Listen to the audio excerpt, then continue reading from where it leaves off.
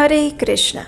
जब धर्म के नाम पर अधर्म होने लगे, जब वेदों की व्याख्या केवल यज्ञ, कर्मकांड और हिंसा तक सीमित रहकर ईश्वर के प्रेम और करुणा से वंचित होने लगे, तब भगवान स्वयं अपनी योजना बनाते हैं ऐसे एक दिव्य प्रतिनिधि को भेजने की जो वेदों के मर्म को पुनः स्थापित कर सके और संसार को भक्ति का वास्तविक मार्ग दिखा सके। और ऐसे ही एक महान प्रतिनिधि थे श्री रामानुजाचार्य। 1017 ईस्वी सन में श्री पेरुम्बुदुर नामक स्थान पर एक वैष्णव परिवार में उनका जन्म हुआ था। उनके माता पिता अशूरी केशव और कांतिमती थे, जो स्वयं भक्त और विद्वान थे। ज्योतिषियों ने पहले ही भविष्यवाणी कर दी थी कि ये बालक समाज की आत्मा को जागृत करेगा। बाल्यकाल से ही रामानुजाचार्य गहन श्रद्धा, तीव्र बुद्धि और परम करुणा से युक्त थे। उनके मन में सदैव भगवान की उपासना और सेवा करने की तीव्र उत्कंठा रहती थी। कांचीपुरम, जो कि उस समय दक्षिण भारत का शिक्षा और विद्या का केंद्र था, वहाँ रामानुजाचार्य उच्च शिक्षा प्राप्त करने के लिए पहुँच गए। उन्होंने वेदांत का अध्ययन महान अद्वैत वेदांत आचार्य यादव प्रकाश से किया। यादव प्रकाश की व्याख्याएं वेदों को निराकार, निर्गुण और अद्वैत दृष्टिकोण से प्रस्तुत करती थी। लेकिन रामानुजाचार्य इस बात से सहमत नहीं थे। उनके हृदय में एक अलग ही तरंगे उठती। उन्हें लगता था कि ईश्वर केवल ब्रह्म और निराकार नहीं है, अपितु वे प्रेम के सागर है, साकार हैं और वे श्री नारायण हैं, सगुण, सौम्य और साकार।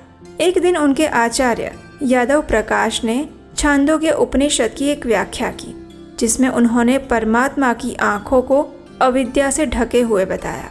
ये सुनकर रामानुजाचार्य के हृदय में अत्यंत वेदना उत्पन्न हो गई। उनके आंखों से गर्म अश्रुओं की धारा बहने लगी। जब यादव प्रकाश को इस बात का पता चला तो उन्होंने इसका कारण पूछा, और तब रामानुजाचार्य ने विनम्रता पूर्वक कहा कि प्रभु की सुंदरता को इस प्रकार कलंकित करना वे नहीं सह पा रहे हैं। उनके भाव भरे शब्दों से यादव प्रकाश क्रोधित हो गए और रामानुजाचार्य को अपने शिष्यत्व से निकाल दिया। इस अस्वीकार का भी रामानुजाचार्य पर विपरीत प्रभाव नहीं पड़ा। उन्होंने कांची में ही अपना आश्रम आरंभ कर दिया। भगवान श्री हरि की सगुण भक्ति पर आधारित उपदेश देने लगे। उनके शिष्य बनते गए। उनके प्रवचन प्रेम, तर्क और आध्यात्मिक शक्ति से भरपूर होते थे। उन्होंने एक नया दर्शन प्रस्तुत किया, जिसका नाम था विशिष्ट अद्वैतवाद, यानी विशेषता सहित अद्वैत। उनके अनुसार जीव और भगवान एक हैं, लेकिन इस एकता में भेद है। भगवान पूर्ण है और जीवात्मा उनका अंश है। जिस प्रकार शरीर और उसकी एक उंगली अलग नहीं है, लेकिन वही उंगली स्वतंत्र रूप से शरीर के कार्य नहीं कर सकती, वैसे ही जीवात्मा भगवत सत्ता का अंश होते हुए भी पूर्ण स्वतंत्र नहीं है।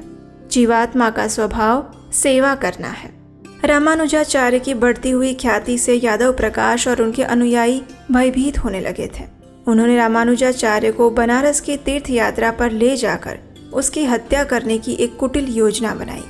लेकिन रामानुजाचार्य के सौतेले भाई गोविंद को इस षड्यंत्र का पता चल गया। उन्होंने जंगल में जाकर रामानुजाचार्य को सारी बात बताई और उन्हें वहीं से भाग जाने के लिए कहा। रामानुजाचार्य उसी समय अंधेरे जंगल में भटकते हुए आगे बढ़ते रहे।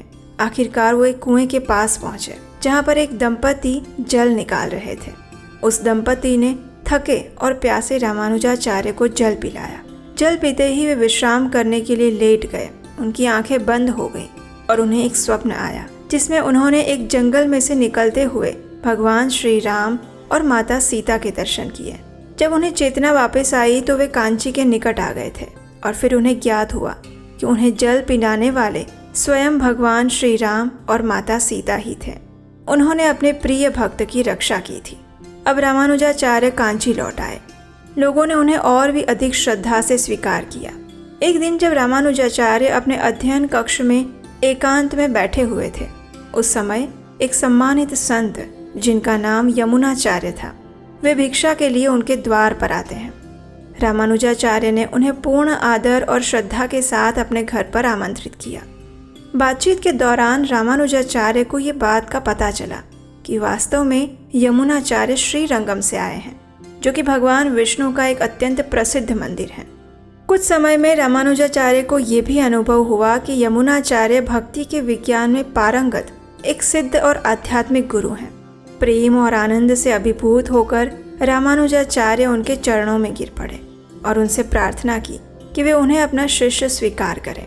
यमुनाचार्य ने भी तुरंत ही प्रेम पूर्वक रामानुजाचार्य को उठाया और उन्हें गले लगाते हुए कहा, हे वत्स, आज मैं तुम्हारी भगवान के प्रति इस भक्ति को देखकर धन्य हो गया हूँ। तुम दीर्घायु बनो और श्री नारायण की सेवा में निरंतर लगे रहो, यही मेरी शुभकामना है। इतना कहकर रामानुज ने अपने गुरु की परिक्रमा की और यमुनाचार्य श्रीरंगम के लिए प्रस्थान कर गए। अब रामानुजाचार्य पहले से भी अधिक उत्साह और दृढ़ता के साथ भक्ति का प्रचार करने लगे थे। उनकी वाणी इतनी प्रभावशाली थी कि यादव प्रकाश और उनके अनुयायी भी उनके सामने अब नतमस्तक होने लगे थे और वे सब भी रामानुजाचार्य के शिष्य बन गए थे। कुछ समय बाद श्रीरंगम से एक संदेशवाहक रामानुजाचार्य के पास आता है। उसने बताया कि उनके गुरु यमुनाचार्य अस्वस्थ हैं और जीवन के अंतिम क्षणों में पहुंच चुके हैं। ये सुनते ही रामानुजाचार्य तुरंत श्रीरंगम के लिए प्रस्थान कर गए, लेकिन दुर्भाग्यवश वे समय पर वहां नहीं पहुंच पाए। रामानुजाचार्य के पहुंचने से कुछ ही क्षण पूर्व यमुनाचार्य अपना पार्थिव शरीर त्याग कर भगवान के वैकुंठ धाम में प्रवेश कर चुके थे। वे समाधिस्थ थे और उनके दाहिने हाथ की 3 उंगलियां मुड़ी हुई थी। वहां उपस्थित यमुनाचार्य के सभी शिष्य समझ नहीं पा रहे थे कि उनके गुरुदेव की हाथ की इस मुद्रा का अर्थ क्या है। जब रामानुजाचार्य वहां पहुंचे तो सभी शिष्य उनकी ओर आशा की दृष्टि से देखने लगे, क्योंकि वे जानते थे कि रामानुजाचार्य उनके गुरुदेव के श्रेष्ठ शिष्य थे और अवश्य ही वे इसका अर्थ जानते होंगे। उस समय रामानुजाचार्य ने 3 प्रण लिए। पहला, कि वे भक्ति का प्रचार करेंगे। दूसरा, वे वेदांत सूत्र पर श्री नारायण को केंद्र में रखकर भाष्य लिखेंगे। और तीसरा, वे पराशर ऋषि के नाम पर एक विद्वान को प्रशिक्षित करेंगे। जैसे ही उन्होंने ये 3 संकल्प लिए, उसी समय यमुनाचार्य की तीनों उंगलियां स्वतः ही खुल गई और ये देखकर वहां उपस्थित सभी संतगण और शिष्यगण आश्चर्यचकित रह गए और उन्होंने रामानुजाचार्य को यमुनाचार्य का वास्तविक उत्तराधिकारी स्वीकार कर लिया। इसके बाद रामानुजाचार्य ने दक्षिण भारत में भक्ति आंदोलन को संगठित रूप दिया। उन्होंने 74 आचार्यों की नियुक्ति की, मंदिरों का जीर्णोद्धार करवाया, समाज के वंचित और दलित वर्ग को भी भक्ति में समान अधिकार दिलाया। उन्होंने घोषणा की कि जाति नहीं, भावना और सेवा ही सच्ची योग्यता है भक्ति करने के लिए। उनके शिष्य केवल ब्राह्मण नहीं थे, अपितु चर्मकार, दास, कृषक, हर प्रकार की जातियों के भक्त उनसे दीक्षा लेते और भक्ति में आगे बढ़ते थे। रामानुजाचार्य का जीवन अनेक चमत्कारों से भरा हुआ था। एक बार चौल देश के शैव मत के कट्टर अनुयायी राजा ने उन्हें बलपूर्वक बुलवाया और शैव सिद्धांत स्वीकार करने के लिए कहा। उनके प्रिय शिष्य कुरेश ने गुरु के स्थान पर जाकर अपना परिचय रामानुजाचार्य के रूप में दिया, क्योंकि उन्हें इस षड्यंत्र का अंदेशा आ चुका था।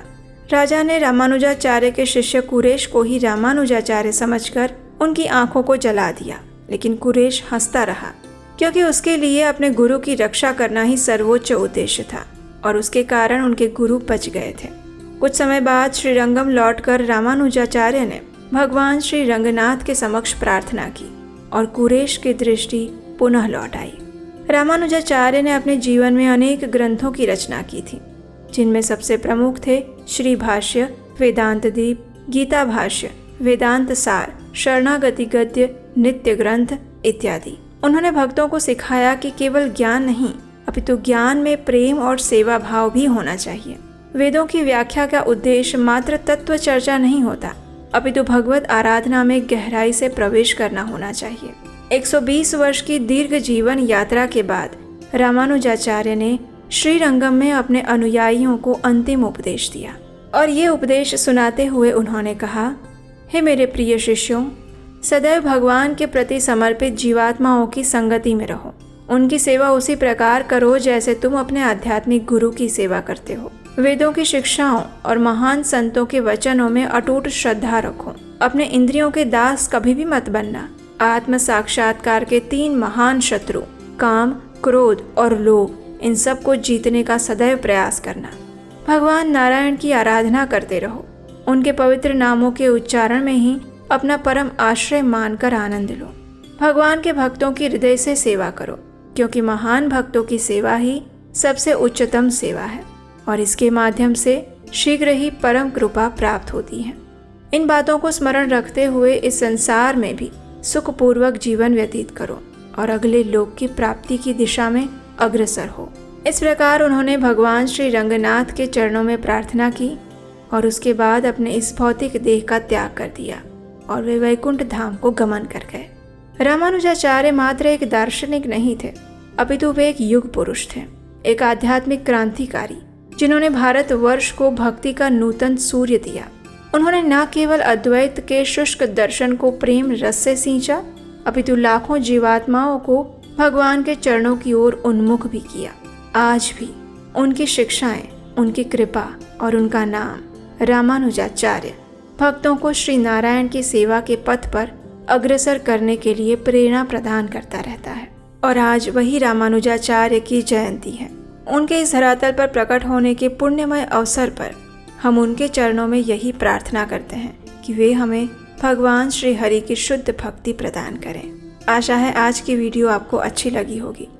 अगर श्री रामानुजाचार्य के इस जीवन प्रसंग को आप आज के दिन अधिक से अधिक लोगों तक पहुंचाते हैं तो इससे भी भगवान श्री हरि अत्यंत प्रसन्न होंगे।